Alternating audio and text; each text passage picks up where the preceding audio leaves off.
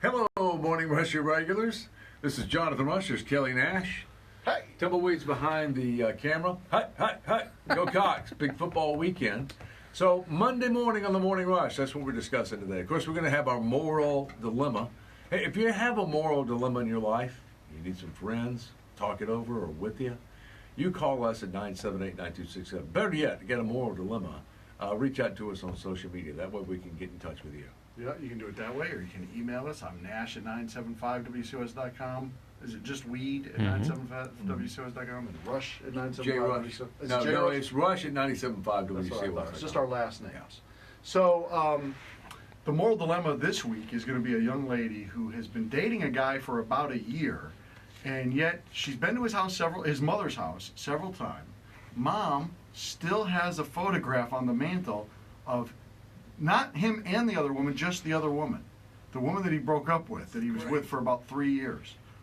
Should she say something to her like, I don't know what you would even say. It's like she walks in and there's this picture on the mantle, and she Yeah. knows, wait a minute, isn't that the girl that he's... That's his ex-girlfriend. Right. Why is that there? Now, if it's Trisha Yearwood, that makes it really interesting, but let's just use her face as an example. Why wouldn't you just walk into the mantle and put it down? Every time you walk in, just walk in.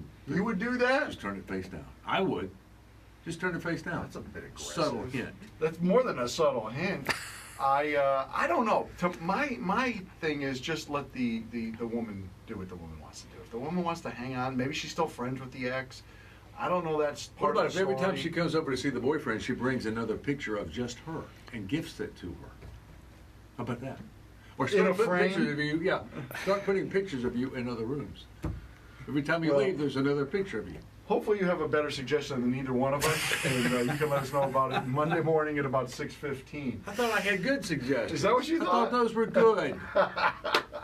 We've got, this was surprising to me, Jonathan, in all of the Carolinas, they've just come out with the most dangerous cities in America. In all of the Carolinas, that's North and South Carolina, for those of you not watching in the Carolinas, one city made it. I wouldn't have expected that city. Sumter, South Carolina. They call it Merck City. Jonathan really believes Sumter's a bad place to go. Listen, I'm just telling you what people on the street tell me. It is not Sumter, You South go to Sumter. Carolina. It is actually North Charleston. Oh. Is ranked as the, what is Really? it, 30, I got it here on my list here. It's the 37th most violent city in America. 921 violent crimes per 100,000 people annually. Well, if you watch Live PD, you would think it would be here in Columbia. But are they violent? They don't seem violent. They always seem to be just like people. Well, getting they're on pulled their way to over. doing something they shouldn't be doing because they get pulled over for running a red light. Next thing you know, they're going to now sniff they open the trunk. You got a dead body back there. Maybe you got, how many cars have we seen pulled over? They got drugs, illegal weapons, all that's in the trunk of the car, or maybe in the shotgun seat. That's where they put the shotguns. That's why we call it that. I was surprised that my hometown of Hartford, Connecticut is way up there still. It's the 22nd most dangerous city in America. And my town that I lived in for about a decade, New Haven, now back when I lived there, it was, for a brief period, the murder capital of America per capita. They put that on the license tags? No, They but, put but that there was kind of like a small sense of pride every day you survived in New Haven, Connecticut. It's like, I made it through again, the most dangerous city in America. It was called Pistol Wave in New Haven back in the early 90s, but now they've cleaned themselves up to number 47. But again, Good for 47 them. is up. Now, are there cities in not Columbia, but in South Carolina, North Carolina, that you don't feel safe in? I'll be honest with you, when I've been to North Charleston recently, they've really cleaned that city up a lot. I was thinking, I don't remember any area of North Charleston I've been in that seemed very dangerous. It seemed like since Boeing had arrived, everything changed for that area. Somerville's beautiful, Yeah. so on and so forth. But you say Well, it's the Sumter. fastest growing county in South Carolina, Dorchester County. Number 2 is Lexington. Okay. But there's got to be, obviously, look, stats don't lie. Stats do not lie. Math doesn't lie. Can we get stats to say what we want them to? Yeah, we can extrapolate whatever you'd like, but that's a different story. Thank you for weakening my argument. Anyway, in case you were wondering, Detroit is the most violent city in America still. And Good for you, Memphis Detroit. is at How number about 2. Chicago?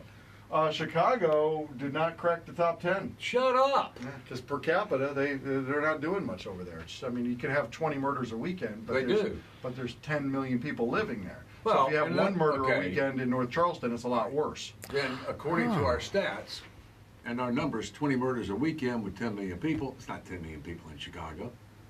So I would think it's close to that. I thought it was down to like 6. I don't know. Anyway, at this murder rate, in another couple of years, they'll be back in the top 10 because they're killing everybody. See how Jonathan's math works for you? Tell you I can extrapolate those numbers. Coming up, we're going to be doing a Cody Johnson contest. We announced that this morning. Cody Johnson is coming to the township on, March 20th? That's right. Tickets will go on sale next Friday, but all this following week, coming up Monday, we're going to do what we call the 5, 4, 3, 2, 1. Fifth row seats given away Monday morning at 7:10ish. I am efforting, as Tumbleweed would say, the trivia contest, and we will have that up on the Morning Rush blog here, hopefully in the next 20 if you want to be a minutes. cheater.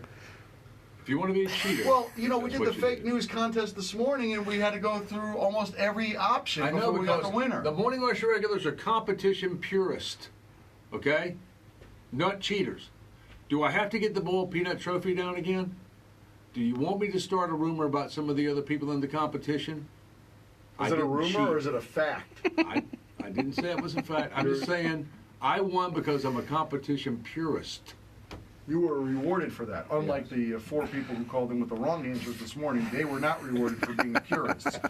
If you want to be rewarded, go look up the answer on the Morning Rush blog. If you want what's to be a more purist, important? call in and get it wrong on Monday morning at 7:10. Hey, we're going to do all that Monday. Listen, have yourself a great weekend. Go Cox. Yes, You go can always Cox. Reach out to us at 978-9267. Do that Monday morning when we're back on. And reach out to us on social media. Have a great weekend. Drive carefully.